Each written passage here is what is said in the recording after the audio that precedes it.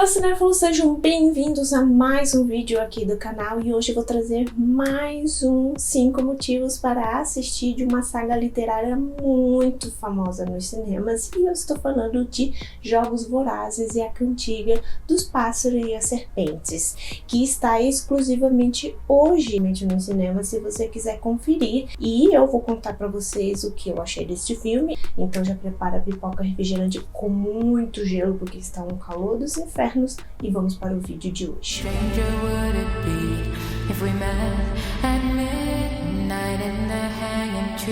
A saga Jogos Vorazes foi uma das poucas adaptações literárias juvenis que deu muito certo ali depois da grande término que deixou uma certa ausência, e eu estou falando da saga Harry Potter.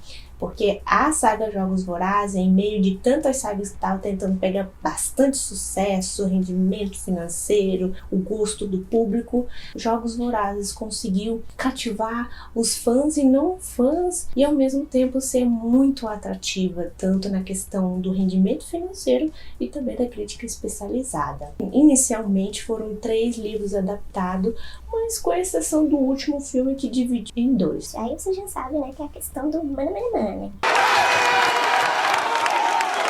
A saga literária ela foi escrita por Suzanne Collins, que em 2020 ela escreveu um novo livro que era um prelúdio dessa saga que ela já finalizou, e ela foi intitulada de A Cantiga dos Pássaros e Serpentes. É um prelúdio que antecede 60 anos antes de toda a história contada pelo Tordo nos filmes anteriores. E aqui a gente vai acompanhar uma persona bem interessante, e eu estou falando de Snow e de como ele cresceu dentro da capital e se tornando o grande presidente de Panem. O cineasta Francis Lawrence, que dirigiu os 3 últimos filmes da saga Tordo, retorna aqui como diretor e também como produtor ao lado da autora. E aqui eu vou citar alguns nomes do elenco, já que ele é bem extenso.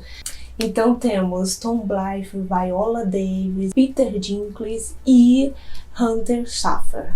Uma das grandes dúvidas sobre essa questão dessa nova adaptação é se precisava sim ou não trazer uma nova adaptação dentro dessa saga. Afinal, a saga do Tordo, que eu falo da Katniss, foi muito bem acompanhada em toda uma jornada de 4 filmes e muito bem finalizada dentro ali dos conflitos de subtramas, da questão dos distritos e também da capital. A resposta, e olha que nem todo prequel dá muito certo quando se trata de um filme de sucesso, é que este prelúdio consegue sim ser satisfatório, consegue sim propor uma ideia interessante dos acontecimentos ali 60 anos antes.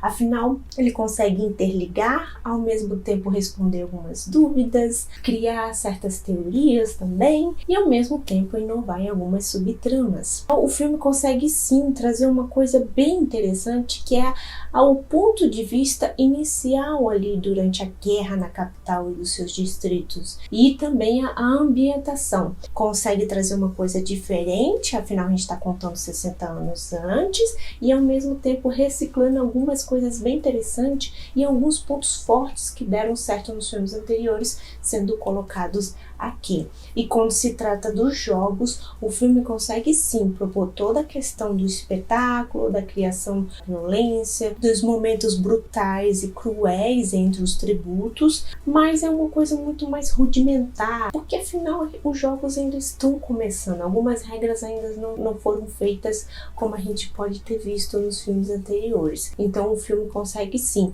ao mesmo tempo, construir e revisitar os Jogos Vorazes, elaborar e expandir um pouco deste universo, mesmo sendo um prequel da saga. De fato, o prelúdio destaca sim um único personagem como protagonista, e eu estou falando do Snow, um pouco mais jovem, ali na casa dos 20 anos, que está na fase do crescimento e ao mesmo tempo com algumas dualidades de pensamentos sobre este universo dentro ali da capital e por tudo o que ele passou em volta da sua família. O ator Tom Blythe consegue sim, com muita convicção, com uma boa performance, apesar que é um ator que eu realmente não conhecia, não vi nada dele, ele consegue sim transmitir muito bem o mais importante, que é a essência dessa personalidade que a gente já viu nos filmes anteriores. Então toda a trajetória a gente consegue enxergar muito bem e ele transmite todo esse questionamento. E os personagens que estão presentes neste filme são um ponto crucial dentro ali da narrativa para elaborar não só a questão do caráter de como o personagem se torna e também as ideologias que são discutidas através desta trajetória, não só do presidente Snow, mas também de outros personagens. Um dos grandes acertos aqui deste filme é a boa escolha de nomes para o elenco. Um dos pontos que o filme consegue muito bem não só reciclar na questão narrativa, de elaborar e revisitar este universo, mas ao mesmo tempo pegar um dos pontos fortes, que seria como elaborar esses personagens dentro aqui deste filme. Essa reciclagem dos filmes anteriores da saga auxilia muito na expansão de você conhecer um pouco mais dos distritos e também, né, ali no início da guerra. Porém, nada é flores aqui neste universo e é muito nítido, mesmo com a boa escolha do elenco, é que faltou uma certa conexão com os personagens. A questão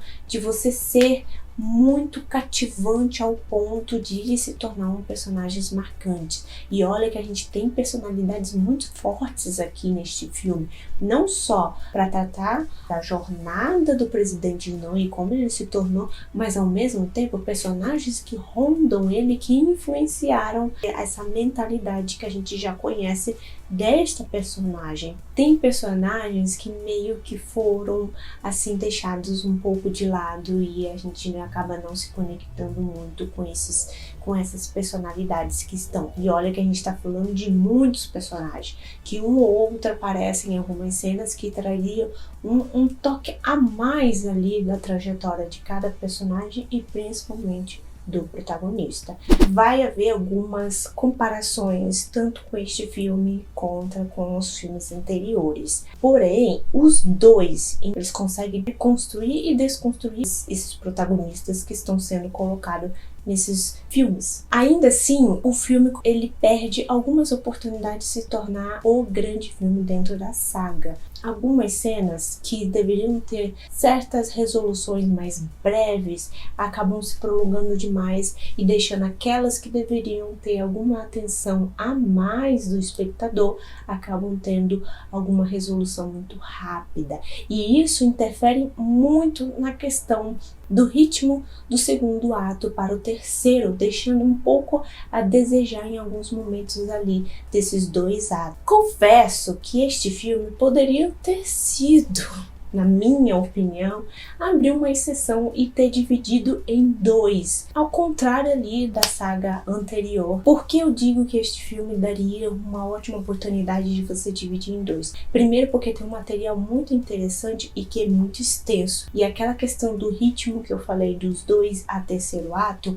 daria para dividir ainda e dava para explorar bastante. Afinal, o filme ele divide em 3 capítulos, como se fosse uma cinebiografia, como contar a origem, o desenvolvimento e o grande ato dessa personalidade. Mas independente se não foi dividido ou não, o filme consegue sim, bem conclusiva e ainda além de trazer um momento bem nostálgico da saga Jogos Vorazes. Esses foram 5 motivos para você assistir Jogos Vorazes, a Cantiga dos Pássaros e Serpentes. Lembrando que eu já falei dos 5 motivos da saga completa de Jogos Vorazes da Katniss Everdeen. Vou deixar aqui no card ou aqui embaixo na descrição do vídeo. Eu fico por aqui e até o próximo vídeo. Não se esqueça de se inscrever e também de curtir o vídeo. Um beijo. Tchau, tchau!